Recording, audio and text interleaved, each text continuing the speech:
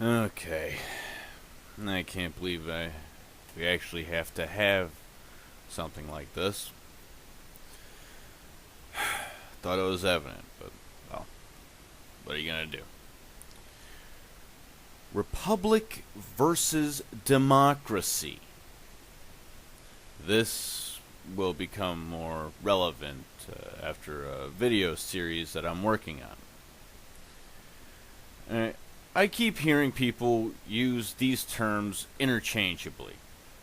Kind of goes to show you the wonders of our public union run education system. A democracy is, at its core, mob rule. All you need is a simple majority. Now, this isn't what we think of as a simple majority. You know, like 50% or more than 50%. This is a solution that gets the most votes. Once again, not necessarily 50%.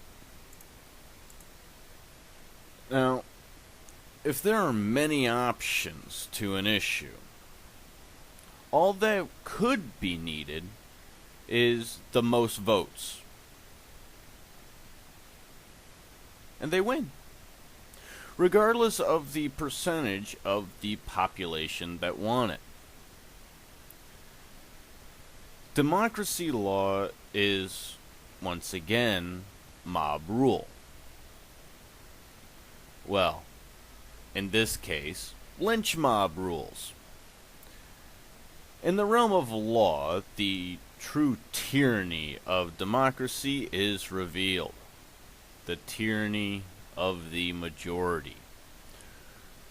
Or in many cases, those that scream the loudest and can get enough useful idiots to support them. Property rights? You only have the rights that the mob allows you to have. And eminent domain can be called out at a whim, solely on the desire of the mob at that moment. Doesn't this just sound wonderful? Doesn't this sound like the perfect society? Anyone with half a brain can see this can't work. As an example, Athens, the cradle of democracy, they exiled Themistocles, the hero of Marathon and leader of the Athenian army that crushed the Persian fleet at the Straits of Artemis, in the sequel to 300. They exiled him for 10 years because they didn't like what he had to say. That is mob rule. That is democracy. To be at the mercy of the masses. That is tyranny. All wrapped up in a nice pretty box with a bow on top. Now, the Romans learned from this. After they overthrew their king, and that's going way, way back, they thought about employing democracy. Then, someone, whose name I can't find, apparently stood up and proceeded to become the world's first proctologist by pulling his compatriots' head out of their own asses. They saw the problems with democracy and decided it wasn't for them. They eventually decided on a republic, where people were elected for terms of service by their respective boroughs. We'd call them neighborhoods, essentially, which expanded as the culture expanded and the city grew, and then they just started conquering other tribes.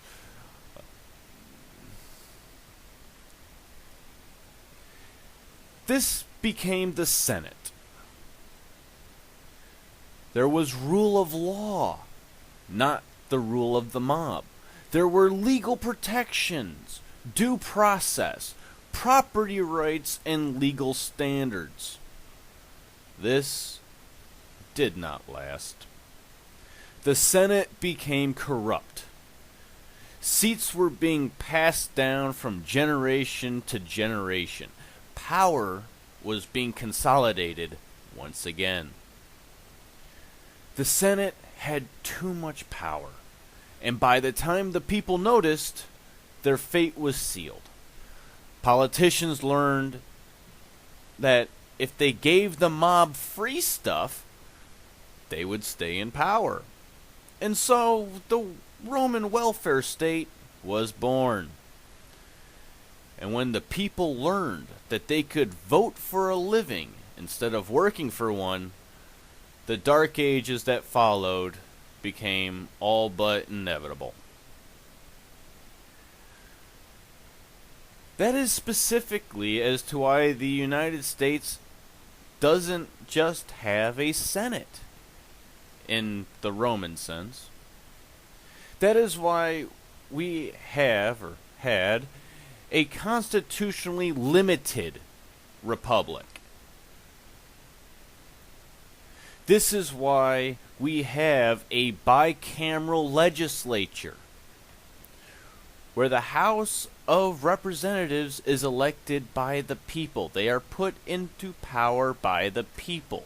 The people vote in their own interest.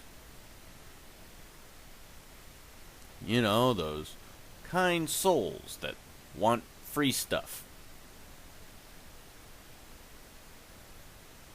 The House gets its power from the people, so naturally, they will try to gain as much power as they can through public bribery. In comes the Senate.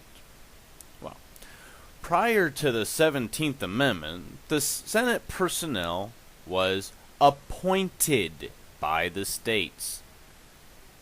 Not elected, but appointed. This is important, since it was the senator's job to act in the best interest of the state, not the people.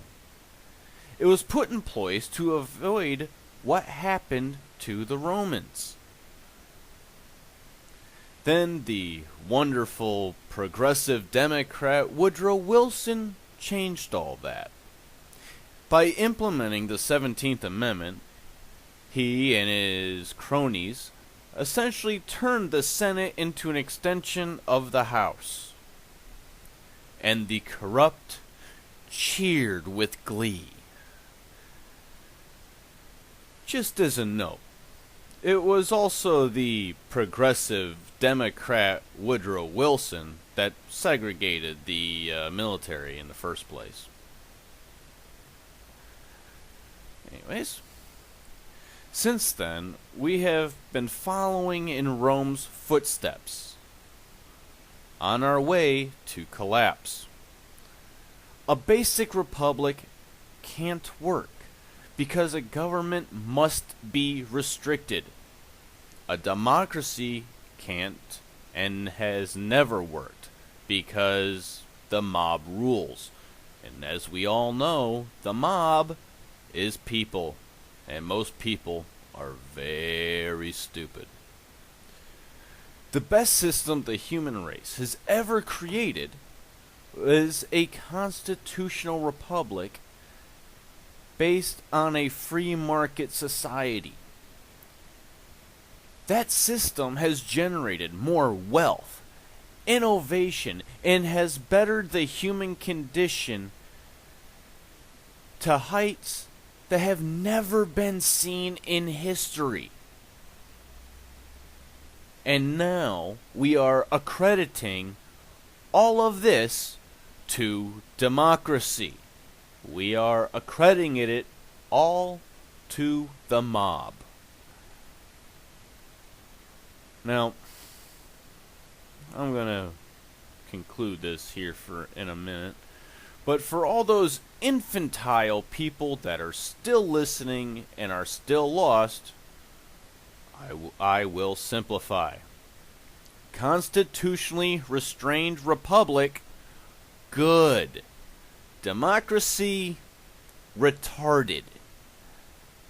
Have a nice day.